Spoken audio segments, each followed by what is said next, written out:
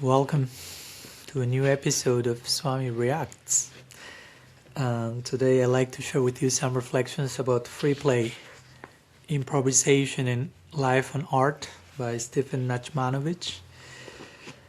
A book that I've read first time many decades ago, actually, as a musician myself in my teenage years, and then while connecting with my tradition, Gaudiya Vaishnavism, and the notion of music and improvisation and play and lila. And I was gladly surprised to read it after meeting my tradition, and the very beginning of the book was, again, prologue, a new flute, immediately talking about flute, immediately talking about lila, the very first thing that the book says. And that's what I will be doing today in this review, just opening randomly and just sharing anything, because there is so much in this book for many reasons. But at the very beginning, there is an old Sanskrit word lila, which means play. Richer than our word, it means divine play. The play of creation, destruction, and recreation.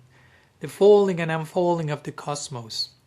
Lila, free and deep, is both the delight and enjoyment of this moment and the play of God. It also means love. Lila may be the simplest thing there is, spontaneous, childish, disarming. But as we grow and experience the complexities of life, it may also be the most difficult and hard-won achievement imaginable. And its coming to fruition is a kind of homecoming to our true selves. That's the beginning of free play. This book is written by a violin player, Nachmanovitch, who is quite familiar with different philosophies like the tradition of lila, Buddhism, different authors from various disciplines, psychology. He's a musician himself, so this is a treatise I've been reading, as you may recall, some months ago or weeks. I made a post. Then I'm really focused on reading different works revolving around the notion of play, Homo Ludens, and many others, and this is one of them, free play. Again, this is probably the third, fourth time I'm reading this book. And it's ever fresh, ever new, and very applicable. Again, it's talking about play, it's talking about music, but it's talking about life. And life as play, and life as music. No, you don't have to be a professional musician to do music, to improvise. You don't have to be a player of whatever to play. Our very existence is destined to both playing and improvisation in music, in the way we embrace life. So different chapters, so you can imagine he speaks about first the sources, first part of the book, the vehicle, the stream, the muse. Then another section is about the work. He speaks about sexuality, eros, practice, power of limits, power of mistakes. And again, this all can be so applicable to how we navigate life, how we navigate the spiritual journey, how bring about creativity out of so-called imperfection, and that can basically manifest a new pattern of unfolding and a new adventure to explore, playing together, what happens when we play by ourselves, what happens when we embrace a collective phenomenon, we may call it Sankirtan, and how something we could never bring by ourselves happens in community. Then there's another section, very important one, and again, even if you are not a musician, you don't know how to play one single note, you can apply all these principles and wisdom to life. Obstacles and openings. Again, he's speaking about childhood's end, vicious circles, surrender, beautiful chapter on surrender, again, so applicable to our notion of Sharanagati in the Gaudiya tradition, and patience and ripening. Anyhow, many things. So let me just open randomly. I may be falling into gambling here, but just opening randomly a page. But you will be able to find so much here. So many, and the book comes with so many illustrations throughout the book connected to the topic at hand, right? So let's be random and trust the unfolding of reality. I'm opening a page in a section called Patience. He's saying the artificial separation of work from play also clips our time and the quality of our attention. The attitude of faith says that I and my work are one, and we are organically immanent in one bigger reality. This is not possible when we live according to one reality from 9 to 5 and another after dark. When work and play are not one, when work and worker are not one, when self and environment are not one, then quality becomes an irrelevancy, a frill. We fill the world with ugly places and things in that case. So again, I read this and I'm thinking about bhaktya sanjataya bhaktya, right? Bhakti is for the sake of bhakti. Or even when you talked about detached action, right? The performance of dharma is in itself the fruit. There is no separate fruit. There is no separateness between work and play, because between action and fruit, between performance and performer. Not in any sense of radical non-dualism and saying here everything is Brahman and everything is one in that sense, but just we are the ones who create the fracture, basically. What to speak if we choose to not only divide between work and play, but whatever we call work is something we actually don't like. And we basically live our lives, the majority of our lives, doing something we hate. And looking forward to the moment that hateful thing stops so we can finally do what we want, what we like. That's not a healthy life, in my opinion. So this book is a lot about trying to bring to our attention, to our presence, this notion of unification, of integration, of work and play, and how to be creative and engaging what we do on a daily basis, even especially the so-called ordinary stuff of the daily life. And how can we find play there, creativity, and invitation to improvise, to see, to change our angle of vision. So let's go somewhere else. Let's open. Okay, this is from a chapter called Practice, which again speaks about practice as musical practice. Of course, when we talk about improvisation, we are not naive and say just improvise and play, pick your guitar and just enter in flow state. No, we need some skill, we need some perimeter, some knowledge, so we can actually improvise. So practice is there. The same with spirituality. We sometimes daydream about experiencing this or that ecstasy or having such and such vision, but there is a place for determined daily practice. But there's also a place for doing that in a way that is not work. That is a form of play, a form of spontaneous celebration, a form of lila.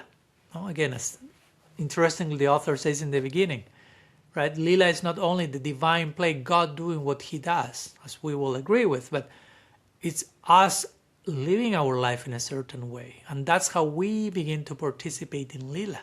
It's not that we live our life or even our spiritual practice from a very mechanical place, formulaic place, even practicing spirituality in a way we hate it, and suddenly expecting to be transferred to the world of lila where everything is charming play. No, we have to learn how to live our daily life here and now in such a way that it feels sacred play. It's playful, it's charming, it's filled with wonder, with creativity. So anyhow, there's a chapter called Practice here. And every chapter begins with some epigraph, some quotes from other authors. Here's one from the Blue Cliff Record, says, "Unless you have been thoroughly drenched in perspiration, you cannot expect to see a palace of pearls on a blade of grass." Beautiful. No wonder Mahaprabhu is saying, Trinada Pistu Nichayena, or Sanatana Goswami is saying, you can attain all perfection, if even from a blade of grass, if you learn to relate to that blade of grass properly. In other words, following this, if you can see a palace of pearls in the blade of grass, and this is not about psychedelic experiences, but again, enough perspiration so you are provided that vision, that eye. We have a lot of aspiration, to make a play of words, aspiring to an ideal, aspiring to a goal, but there should be some corresponding perspiration proportionate to the aspiration. Not that we will deserve and earn only with our effort. Grace is there as a big element in life. But we have to do our part. We have to do our sweating. In Spanish, I will do the play of word with sudha. In Sanskrit, shuddha means pure. And sudha in Spanish means to sweat. So if you want purity, if you want aspiration, pure aspiration, there has to be a degree of effort, sweating, perspiration, sacrifice, discipline. In a healthy way. Again, not going to any extreme.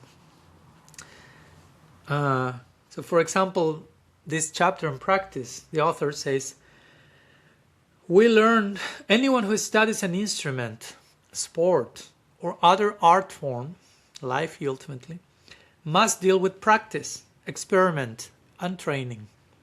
We learn only by doing. There is a gigantic difference between the projects we imagine doing or plan to do and the ones we actually do.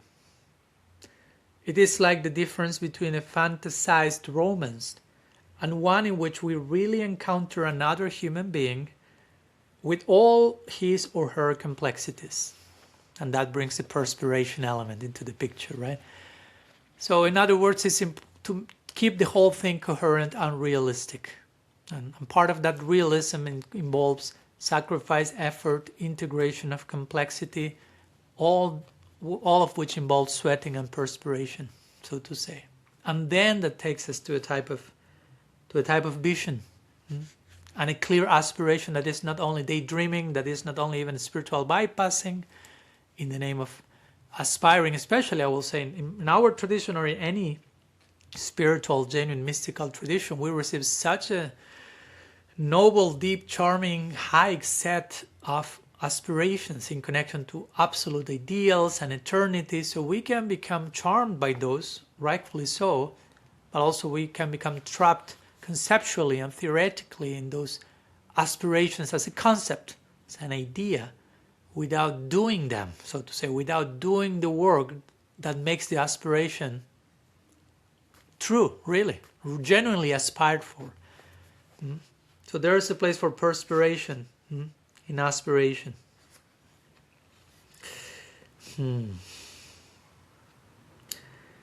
Okay, another section that just came, the next page in the same section. He's quoting Brahms, Western classical music. Brahms once remarked that the mark of an artist is how much he throws away. Nature, the great creator, is always throwing things away. A frog lays several million eggs at a sitting. Only a few dozen of these become tadpoles, and only a few of those become frogs. We can let imagination and practice be as profligate, new word there, as nature. So in other words, creativity and practice involves a lot of release, releasing, letting go, dying, discarding older versions, outdated versions, things that are not necessary in order to acquire a new, maximize, upgraded version, experience, whatever, conception, and then all over again, and then all over again. And the willingness, again, speak about perspiration, again, we're talking about sacrifice and the willingness to sacrifice, I don't know, in a writer maybe, in order to get a real memorable line, you may have to write a lot of pages and discard all of them for the sake of that one line. Or for a musician, or for a relationship. Sometimes we may need to go through relationships that do not work as we needed, as we expected, that grounds us, gives us more realism in relation to what to expect, but also prepares us to be more equipped so we finally can not necessarily find the ideal person, but we maybe have become ourselves a more ideal version of ourselves, so whenever we encounter anything and anyone, we can do it from a more equipped place, more realistic, more coherent. And this all applies ultimately to the divine, right? Because we can all fall in love with our ideas again about God, our aspirations. And many times in time, through practice and actual experience and vision, we may need to discard many of those things, which are still only theory, only concepts, only information, for the sake of the actual person, for the sake of the actual experience. So we fall in love, you ultimately, with the sweet absolute and not so much with our ideas about the sweet absolute. Let's explore a few more sections. Here again, he's quoting the Buddha, he's quoting Rumi, he's talking about Krishna at one point, very beautifully, how he talks about Krishna. This is a beautiful one, short one, but struck with me again. I love etymology. So he says, young artists, this is in a chapter at the end called Quality. Young artists easily fall into the trap of confusing originality with newness. Originality does not mean being unlike the past or unlike the present. It means being the origin, acting out of your own center. So somehow that line struck a chord in me when I read it. Because we use the word original, but generally we associate originality with novelty and newness and something entirely different from whatever anyone else did or said or performed in the past or even in the present. They have to come up with something absolutely unique, and that's so much pressure, so complex, so far, so unrealistic. Well, actually, to be original means connect with your origin, with your source, with who you are and who you can be. In other words, be as honest as you can about who you are, and that in itself is original, because connecting with who you are and your living source will bring some fresh material just by being who you are. And that's a genuine meaning of being original, which again may haunt an artist, but may haunt us as persons also, trying to be like that or doing something new or something entirely different, and we may just, quote unquote, just be ourselves. And ourselves, who ourselves is, ourselves in touch with our origin, with our source, with our center. To be a center coherent being means to be in touch with our origin, and that means to be original, to be authentic. And again, this applies so much not only to an artist, but to anyone. All of us are artists in one way or another. The art of life, the art of living, the art of spirituality. So that's what Krishna says to Arjuna over and over again in the Gita, and to us through him. Right? You better be yourself doing mistakes than being someone else perfectly. Every action includes some mistakes. Normalize that. Be yourself. Don't escape. Don't be bypassive. Okay, let's conclude with one more. Let's see where we can go. Okay, let's go to this one. An important one and connected to what we have been talking so far. This is a chapter called The Power of Mistakes. So mistakes are powerful teachers, powerful portals. And it begins with a quote from Miles Davis, famous musician and famous improviser, and he will say, "Do not fear mistakes. There are none." And this is this famous story that Herbie Hancock says, that when he was playing with Miles Davis playing trumpet probably, and Herbie Hancock was playing piano. And they are improvising, doing jazz, and you can improvise, but improvising doesn't mean you can play anything and everything. There are wrong notes, quote unquote wrong, in the improvisation. At least that's what he thought. So he hit the wrong note, and he became very concerned about, oh, I have ruined the whole experience. And he's looking at Miles Davis, expecting the worst coming from him. And what Miles Davis does is just picking on the quote unquote wrong note, and starting a whole new melodic pattern through that mistake, a whole new avenue of exploration, artistic exploration, through what who could have been labeled merely as something that shouldn't have happened. But if you are creative enough, you don't see that as a mistake. You see that as an invitation. Invitation for an unexpected exploration. Again, and I hope you, by this point, you have it clear enough. This is not limited at all with the realm of jazz or music or improvisation in music, but improvisation in life. We are improvising all the time. The author will say, for example, in any single conversation you are having, you are improvising. It's not that you are coming to any conversation with a script, what to say, what not to say. On the spot, you are improvising. On the spot, we're improvising in so many ways, how we're walking, how we're cooking. So we are way more improvisers than what we may think. So this chapter is the power of mistakes in this connection. How to integrate, how to receive what we otherwise will stigmatize and label as something wrong, something unbecoming, as a new possibility, new door opening. So the author says, we all know how pearls are made. So again, pearls. We talked about pearls before regarding the grass, but now comes a different perspective. We all know how pearls are made. When a grain of grit accidentally slips into an oyster's shell, accidentally, the oyster insists it, secreting more and more of a thick, smooth mucus that hardens in a microscopic layer after layer over the foreign irritation until it becomes a perfectly smooth, round, hard, shiny thing of beauty. The oyster thereby transforms both the grit and itself into something new, transforming the intrusion of error or otherness into its system, completing the gestalt according to its own oyster nature. If the oyster had hands, there will be no pearl. Because the oyster is forced to live with the irritation for an extended period of time, the pearl comes to be. Wow, beautiful. So there you have a very powerful symbolic lesson on how to deal with what we may label as, again, mistake, intrusion, disruption, pain, undeserving stuff. No? Follow the example of the pearl, of the oyster actually, to be more precise.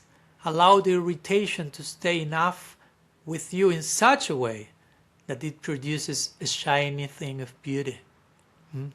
I'm not saying it's easy. It's not easy for the oyster for sure, but we're all invited to embrace a similar pattern one way or another. So what we may label as something negative, again, let's re-articulate that inside of us and learn to see all this as a potential pearl. Everything is a potential pearl. Let's put it that way. In potential, everything is pearl-like. But there is a process for the pearl to come, as we know, and there includes irritation and settling. Like you want pure gold, there has to be smashing of the gold, exposure to fire, so many things that are not as shiny and beautiful and comfortable as the final product. Again, you want aspiration, there has to be perspiration, there has to be some fire, there has to be some irritation. But it's part of the cycles of nature. That's how the desired outcome comes. So this is a beautiful book for many of these reasons. I could be just reading page after page and note after note. There are so many notes I've taken. And I will really encourage every single person. I read this book many times, but every single person, especially if you are inclined toward, of course, music and art. But everyone has some form of music and art, as I say, and improvisation. And if you're practicing spirituality, this book is all about spirituality in so many ways. And it's a book in many ways about psychology and healing, and a very simple, clear, profound, mystical approach to the immediacy of the day we are living right now. So Free Play, Improvisation in Life of an Art by Stephen Nachmanovitch. We have trouble pronouncing his last name. This is the recommended reading for this time. I hope you have enjoyed. And of course, if you have read the book, please share your thoughts, your reflections, your experience in the comment section, or whatever you felt by listening to these small words in connection to this big work. Be generous and share with us as well. And that's it for today. Till we see each other again for a new session of Swami Reacts.